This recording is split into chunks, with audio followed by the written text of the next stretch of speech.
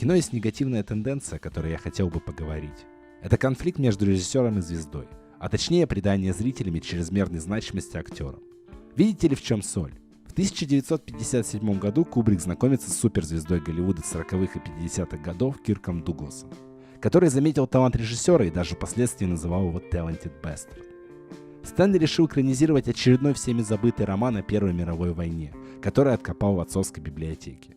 Роман рассказывал о судьбе 5 французских солдат, казненных за ложное обвинение в трусости в качестве показательной меры.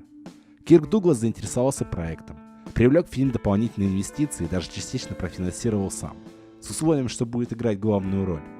Он был крайне левых взглядов, негативно относился к войне и глупой военной бюрократии. Поэтому настоял на том, чтобы в фильме его персонаж был показан именно так, как это в итоге и получилось. Полковник Дакс, персонаж Дугласа, сразу представляется нам таким крутым мужиком с голым по пояс торсом, что было прописано в условии Кирка. В каждом фильме, где он снимается, должен быть крупным планом показан статный и мужественный обнаженный торс актера. Полковник Дакс – это одномерно хороший персонаж, который пойдет на все ради своих солдат, честный, принципиальный, отлично разбирается в юриспруденции и уголовном праве, сам идет в атаку со своим полком, чего в книге, естественно, не было. По задумке Кубрика фильм должен был закончиться казнью героев, но Дуглас решил, что это будет очень мрачно, и мы видим дописанную сцену в местном баре с немецкой певицей. Пошли ли эти изменения, внесенные Дугласом во вред фильму? Определенно сказать нельзя. Я лично считаю, нет. Но ведь я не видел другой версии.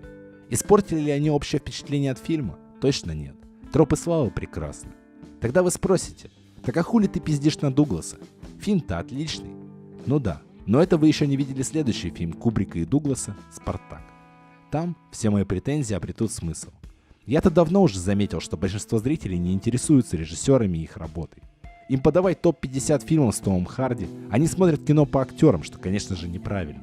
Актер — это всего лишь глина в руках режиссера, какая-то подороже, какая-то подешевле. Но коммерческая сторона кино напрямую зависит от суперзвезд. И это неоправданно. Да, они делают трудную работу, но эта работа лишь 10-я часть всего процесса. И хватит уже вестись на это дерьмо. Давайте все вместе объявим бойкот суперзвездам, а? Что скажете? Вы со мной? А, ну да, я ж один тут сижу. Тропы славы ведут лишь могилу. Томас Грей. О Первой мировой снято не так много фильмов, как о Второй мировой. И очень напрасно. Во-первых, это первый крупномасштабный мировой конфликт, который унес жизни примерно 10 миллионов солдат, 10 миллионов гражданского населения, и 55 человек получили в этой войне всевозможные ранения. Во-вторых, воевать человечество массово тогда еще не умело. Если вы позволите мне выражаться такими грубыми фразами. Куча бессмысленных и тупорылых операций, как битва на Сомне 1916 года, названная Великим проебом, самая непродуманная операция в истории, где после многочасового артобстрела британские войска пошли в атаку, но немцы просто вылезли из туннелей с пулеметами и выкосили англичан подчистую. Тогда за несколько часов Британия потеряла 60 тысяч солдат убитыми, и еще несколько дней не смолкали крики еще 20 тысяч смертельно раненых на поле боя, за которыми нельзя было даже добраться. С 1914 по 1918 впервые применялись газ и химическое оружие, собакены с привязанными к телам бомбами, танки и многие другие способы уничтожения человеческого ресурса. И да, любая война абсурдна, но это была жестка, кровава и не заезжена в плане экранизации. На что я обратил внимание Кубрик. Фильм делится условно как бы на две части. В первой половине нас переносят на линию фронта, где безуспешные силы французов пытаются захватить неприступное укрепление немцев, именуемое «Муравейник», или «Прыщ», как в книжном источнике. Один французский генерал получает намек сверху о повышении, в случае, если «Муравейник» будет взят на этой неделе. Что, конечно же, совершенно невозможно сделать никакими силами. Генерал приезжает к линии фронта и встречается с командиром наступления, полковником Даксом. Полковник сразу говорит, что взять «Муравейник» невозможно, но генерал не преклонен. После не менее абсурдных разведывательных действий и попытки взятия языка начинается штурм. Кирк Дуглас свистит свисток и смело кидается в атаку. Сцена, кстати, потрясающая и вообще шедевр кинематографа, обязательно зацените. Но несмотря на героизм Дугласа, наступление застревает, не преодолев половины пути по нейтральной территории. Генерал негодует и приказывает солдатам идти под пули, угрожая вызовом артиллерии на собственные окопы. Наступление срывается. Понесены чудовищные потери, еще и генерал решает публично повесить по одному случайному солдату из каждого атакующего полка.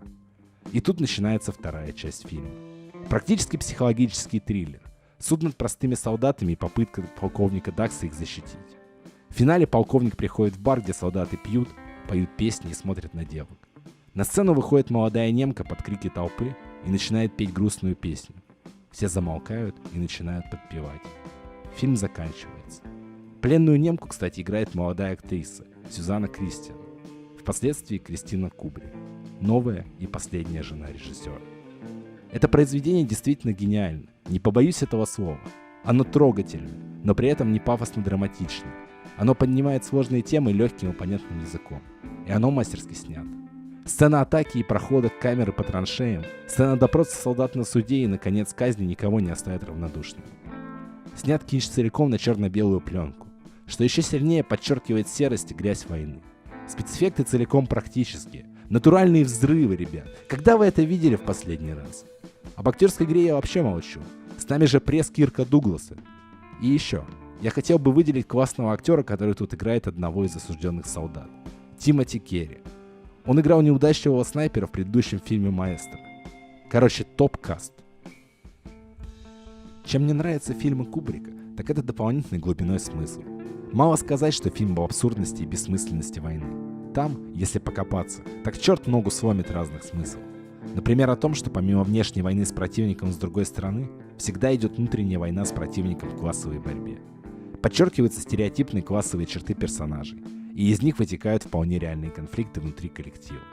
Представители среднего класса пренебрежительно относятся к нижнему, нижний к высшему и среднему. Ну и отсюда и получаются войны. Не от того, что какой-то террорист убивает какого-то там герцога, а от того, что война всегда идет внутри нас. Автор идеи сам щит. Текст читала Хижина.